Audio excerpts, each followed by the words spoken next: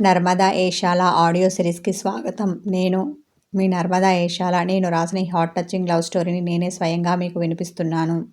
అనుకోని పరిణయం భాగం 102. కావాలని చేసింది కాదు, యాదృచ్ఛికంగా జరిగిపోయింది. కన్నీళ్లు తుడుచుకున్నాడు మేఘ్. గర్ల్ ఫ్రెండ్ని హత్తుకోవడం యాదృచ్ఛికమా?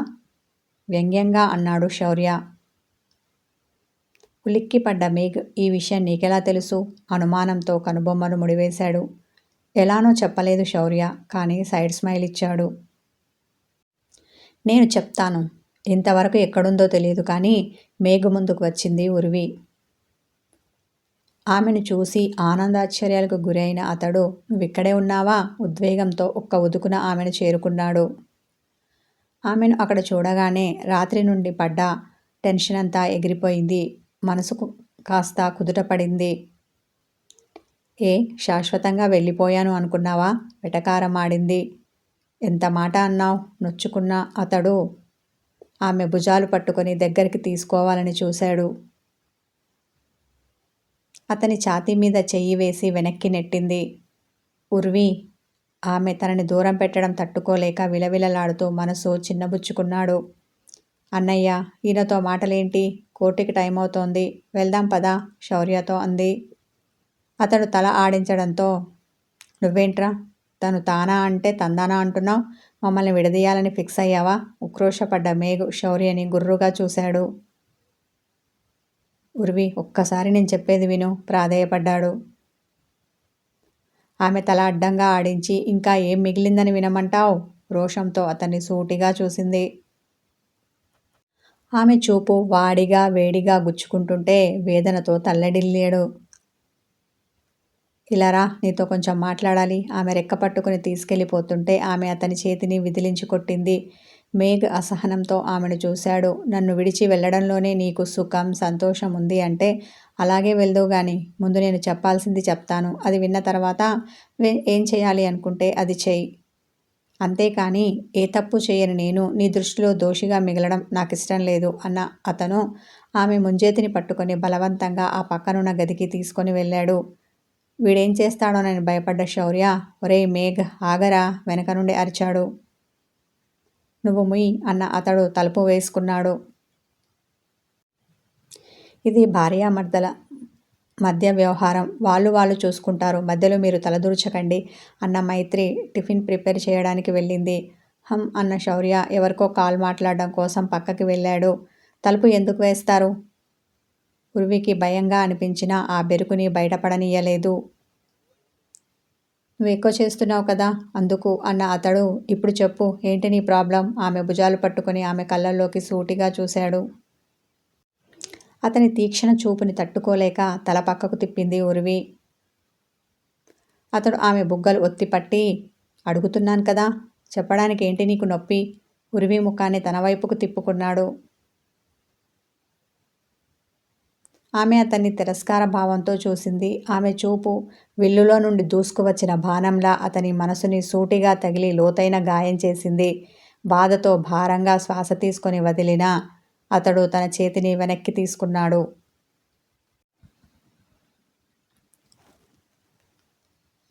తప్పు మీరు చేయడం, పనిష్మెంట్ నాకివ్వడం మీకు మొదటి నుండి అలవాటే కదా అన్న ఆమె మాట తూటాలా దూసుకువచ్చింది. అతడు దెబ్బతిన్న పులిలా ఆమెను చూశాడు. మన కంటికి కనిపించిన ప్రతీదీ నిజం కాదు ఉర్వి, ముందు అది తెలుసుకో, గంభీర స్వరంతో అన్నాడు. ఓ అలాగా, నాకు తెలియదు మరి, అతన్ని గేలి చేసింది. అతని ఈగో హట్ అయింది. రోషం పొడుచుకొని వచ్చింది. అయినా సహనం వహించాడు. ఆవేశాన్ని కంట్రోల్ చేసుకోవడం కోసం ఒక్క క్షణం కళ్ళు మూసి తెరిచాడు. చూడు ఉర్వి, నువ్వు రాకూడని టైంలో వచ్చావు, చూడకూడని దృశ్యమే చూశావు, అందుకు హట్ అయ్యావు, నేను కాదనను. కానీ నువ్వు చూసిందంతా నిజం కాదు, ముందు అది తెలుసుకో. నాది అంత చీప్ మెంటాలిటీ కాదు, వేదన పడ్డాడు. ఓ అయితే నేను చూసింది నిజం కాదంటావు? అసలు ఆ నవ్య నీ క్యాబిన్కి రానే లేదంటావు, నాదంతా భ్రమ, భ్రాంతి అంటావు, అంతేనా? ఆమె కళ్ళు చిన్నవి చేసి అతన్ని చూసింది. అతడు తల అడ్డంగా ఊపేసి, నవ్య వచ్చింది, అది నిజం. కానీ ఎందుకు వచ్చిందో, తను ఏ కారణంతో వచ్చిందో నీకు తెలియదు. ఆమె నన్ను హత్తుకుంది, అది కూడా నిజం. కానీ నువ్వు అనుకున్న ఉద్దేశంతో కాదు అతడు అంటుంటే, ఓ అలాగా, మరోసారి వెటకారంతో సైడ్ స్మైల్ ఇచ్చింది ఉర్వి. అసహనంతో కూడిన నిట్టూర్పు ఒకటి మేఘు నుండి వెలువడింది. ఒకరిని హక్ చేసుకుంటే అందులో కేవలం కోరిక, వాంఛ మాత్రమే ఉంది అనుకోకు. బాధలో ఉన్న వారిని ఓదార్పునిచ్చే హగ్ అని కూడా అనుకోవచ్చు కదా! స్నేహంతో ఇచ్చింది కూడా అనుకోవచ్చు కదా! కేవలం వాంఛతో ఇచ్చిందని ఎందుకు అనుకుంటున్నావు? అన్న అతడు బాధను దిగమింగడానికి ఒక గుటిక వేశాడు. మీలాగా నేను తెలివైన దాన్ని కాదు. పెద్దగా ఫ్రెండ్స్ సర్కిల్ కూడా నాకు లేదు. నాది చాలా చిన్న ప్రపంచం. అందులో నీకు తప్ప మరొకరికి స్థానం లేదు. నాకు ఇన్ని రకాల కౌగిలింతలు ఉంటాయని తెలియదు. నాకు తెలిసింది, నేను హత్తుకుంది మిమ్మల్ని మాత్రమే. అది కూడా ప్రేమతో, అనురాగంతో.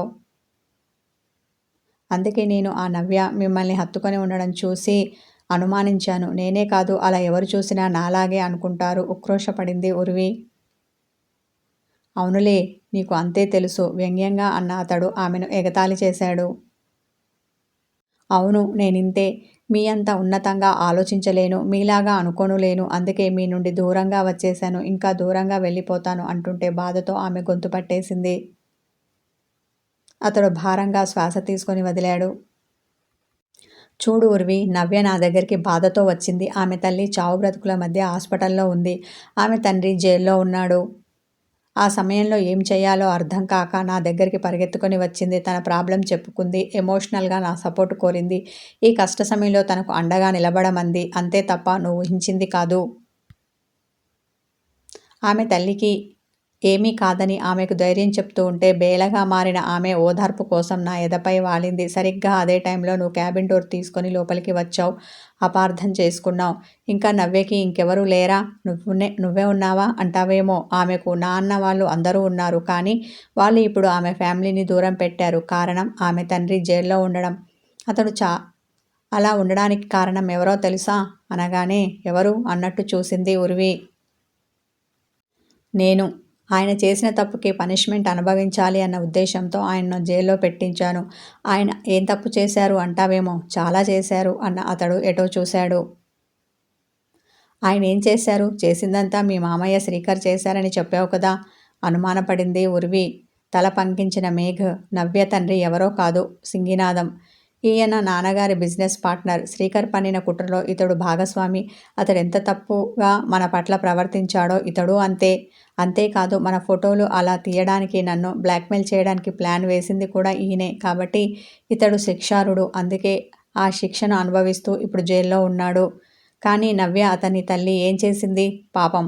సింగినాథం చేసిన చెడ్డ పనులు వాళ్ళకు తెలీదు. పైగా సింగినాథం జైల్లో ఉండడానికి కారణం నేను అన్న విషయం కూడా నవ్యకు తెలియదు. ఈ కష్ట సమయంలో ఒంటరిగా మిగిలిన ఆమె నా శరణు కోరింది. అందుకే నేను ఆమెకి హెల్ప్ చేశాను.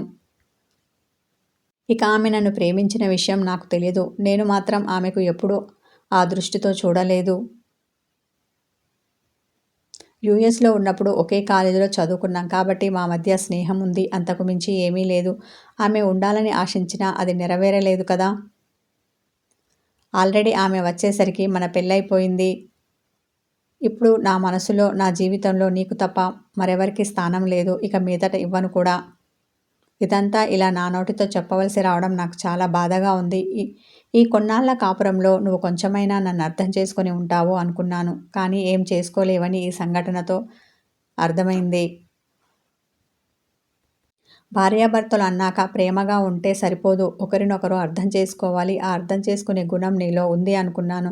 లేదని నిరూపించుకున్నావు అన్న అతడు గంభీరంగా మారిపోయాడు. ఇదంతా ముందే ఎందుకు చెప్పలేదు మీరు? ఉడుకుపోతుతనంతో అతన్ని చూసింది ఉర్వి. అతడు కళ్ళు చిన్నవి చేసి చూశాడు. అతని చూపుకి ఆమె తడబడింది. అంటే ముందుగా తెలిస్తే ఇలా అనుమానించేదాన్ని కాదు కదా! ఒక్కొక్క మాట కూడబల్లుకొని మెల్లగా అన్నది. చెప్పకున్నా అర్థం చేసుకునే తత్వం నీలో ఉంది అనుకున్నాను. పెదవి విరుపుతో అన్న అతడు ఇక మీదట ఇది ముందే చెప్తాను అన్నాడు. నేను అలా ఏడుస్తూ వెళ్తుంటే ఎందుకు నా వెనక పరిగెత్తుకొని రాలేదు? అలా వచ్చి నువ్వు చూసింది నిజం కాదు ఉర్వి. ఇదిగో జరిగింది ఇది అని ఇప్పుడు చెప్పినట్టుగా వాస్తవం అప్పుడే చెప్పి ఉంటే నేను ఇలా మిమ్మల్ని వదిలి వచ్చేదాన్ని కాదు కదా! తప్పంతా అతని మీదికి నెట్టింది. హమ్ అని నిస్సహాయతతో నిట్టూర్పు విడిచాడు మేఘ్. నేను అలాగే రావాలి అనుకున్నాను. ఇంతలో హాస్పిటల్ నుండి ఫోన్ వచ్చింది. నవ్య తల్లి ఆరోగ్యం క్షీణించిందని ఆపరేషన్ చేయాలని చెప్పారు. దాంతో నేను హాస్పిటల్కి వెళ్ళాను. అక్కడ ఆవిడ గారికి ఆపరేషన్ జరిగి అక్కడ పరిస్థితి అంతా కుదుటపడేసరికి చీకటి పడింది. నవ్యకు ధైర్యంగా ఉండమని చెప్పి ఇంటికి వచ్చేసరికి నువ్వు లేవు. విచారవదనుడు అయ్యాడు మేఘ్. ఆలోచనలో పడిన ఉర్వి నేను అనవసరంగా ఆఫీస్కి వచ్చాను. అలా రాకుండా ఉండాల్సింది. అప్పుడు ఇదంతా జరిగేది కాదు. తనను తాను నిందించుకుంది. నేను చెప్పాలనుకున్నది చెప్పేశాను. నువ్వు నాతో ఉండాలి అనుకుంటున్నా, అగ్రిమెంట్ ప్రకారం విడిపోవాలి అనుకున్నా నీ ఇష్టం. ఈ విషయంలో నేనేమి నిన్ను ఇబ్బంది పెట్టను. ఎందుకంటే నీకు నా మీద నమ్మకం లేదు. ఈరోజు ఇది జరిగింది, రేపు మరొకటి జరుగుతుంది. ఇలా ప్రతిసారి నేను ఎక్స్ప్లెనేషన్ ఇచ్చుకోలేను. అది నాకు ఇష్టం లేదు కూడా. నన్ను అర్థం చేసుకునే మనస్తత్వం నీలో లేనప్పుడు భార్యాభర్తలుగా కలిసి ఉండడం వ్యర్థం అన్న అతడు తలుపు తీస్తుంటే అతడు అలా తీయకుండా అడ్డుగా నిలబడింది ఉర్వి. అసహనాన్ని తనలో దాచి ఏంటి కళ్ళతో అడిగాడు. సారీ అన్న ఆమె అతని చుట్టూ చేతులు వేసి హగ్ చేసుకుంది. అతడేమీ ఆమె చుట్టూ చేతులు వేయలేదు. ఆమెను కౌగిలిలో పొదుముకోనూ లేదు. అభావంగా నిలబడ్డాడు. అతని ఎదపై తల ఉంచి మరింత గట్టిగా హక్ చేసుకున్న ఉర్వి సారీ, ఈసారికి క్షమించండి. ఇంకోసారి ఇలా జరగకుండా చూసుకుంటాను. నన్ను నమ్మండి బేలగా అంది.